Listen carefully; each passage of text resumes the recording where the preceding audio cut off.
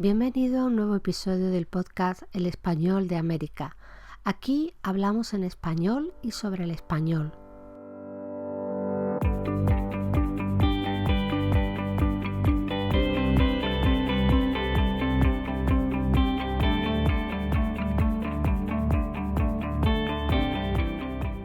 Hola, soy Eva Bravo y te doy la bienvenida a esta nueva sesión en la que charlaremos sobre temas relacionados con el español de América.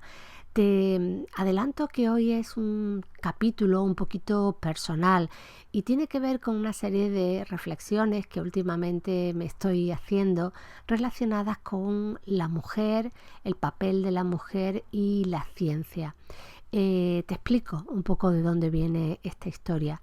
Últimamente en Twitter, en redes sociales y también en la prensa, al menos en España, se está hablando muchísimo de que hay pocas mujeres científicas y entienden como tales las mujeres que se dedican a matemática, física, química, ingeniería, etc.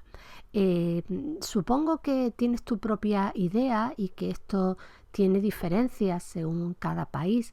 Lo que pasa es que quiero plantearte hoy una pregunta. ¿Son solo científicas las mujeres que se dedican a ciencia, física, matemática, etcétera? Realmente las ciencias son muchísimo más amplias que las que normalmente entendemos como ciencias exactas. Y por otra parte, también subyace en esta idea, en estos mensajes que nos están lanzando desde los medios de comunicación, un poco la cuestión de que la mujer es más tonta y por eso se dedica a las humanidades. No sé, yo soy filóloga y me gusta mucho la historia de la lengua española y la historia en general, ¿no? ¿Soy por eso más tonta que una persona que haga matemáticas? Pues mira, no lo sé. Yo creo que no, fíjate.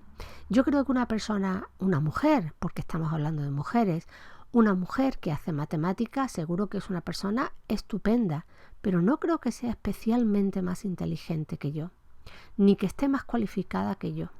No me sirve que me digan que una mujer es mejor o que tiene que aprender o que tiene como tarea pendiente desarrollar una actividad en el ámbito de las matemáticas o de la ingeniería. Yo creo que una mujer puede hacerlo en el ámbito que le dé la gana y realmente dentro del sistema español hay muchas mujeres en carreras de humanidades, pero también las hay en carreras científico-técnicas y no ahora. Yo tuve oportunidad de conocer a una de las mujeres que yo creo que fue la segunda promoción que hizo química en España, ¿no? Y esta señora lo hizo con total naturalidad, lo hizo porque su padre quiso que estudiara en la universidad. Y aquí quiero introducir una opinión personal.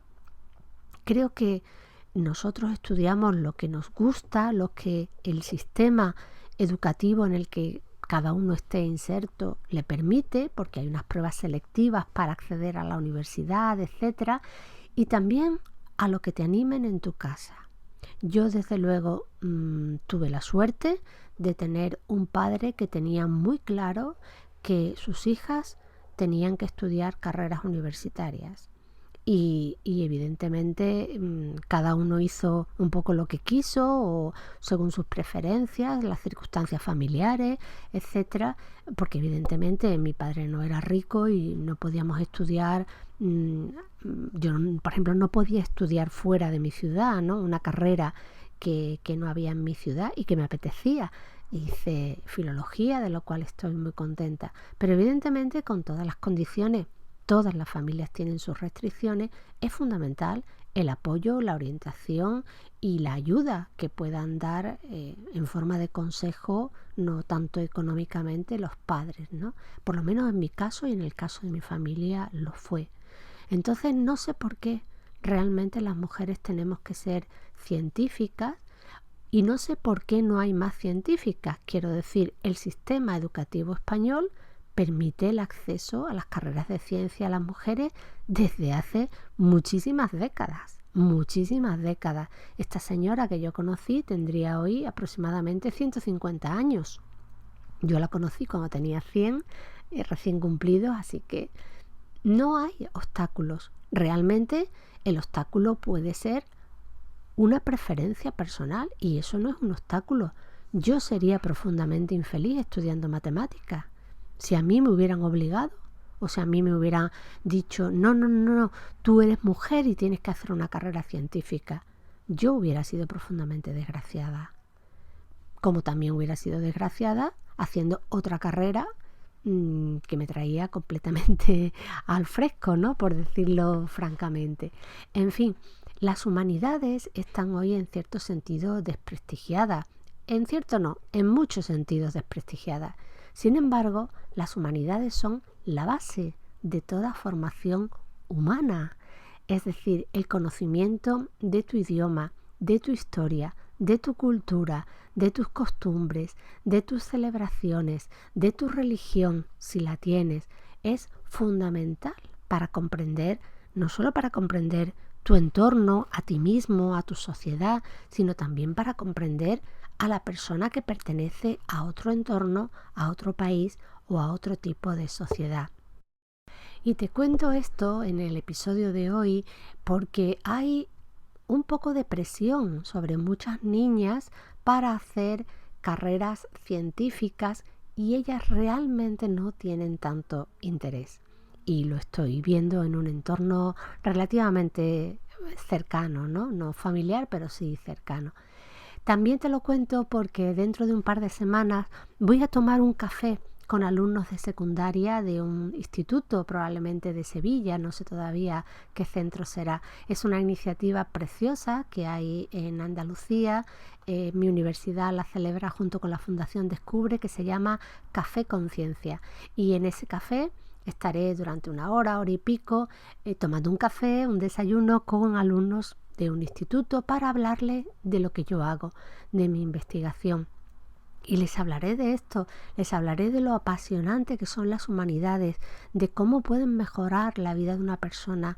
También les hablaré de tener la cabeza abierta, ¿no? Muchas veces no sabemos qué queremos estudiar y cualquier elemento puede ser un detonante inspirador, ¿no? Y en definitiva de la libertad para elegir la carrera que puedas dentro, evidentemente, hay que ser realista de los medios familiares que cada uno tenga, ¿no? Y de las posibilidades económicas que tenga. Pero sobre todo de cómo en la cabeza de un niño, en la cabeza de un adolescente, se va configurando un mundo distinto y probablemente mejor en la medida en que sepa el conocimiento es sin duda una fuente de libertad y el conocimiento de las humanidades es amplísimo y extenso.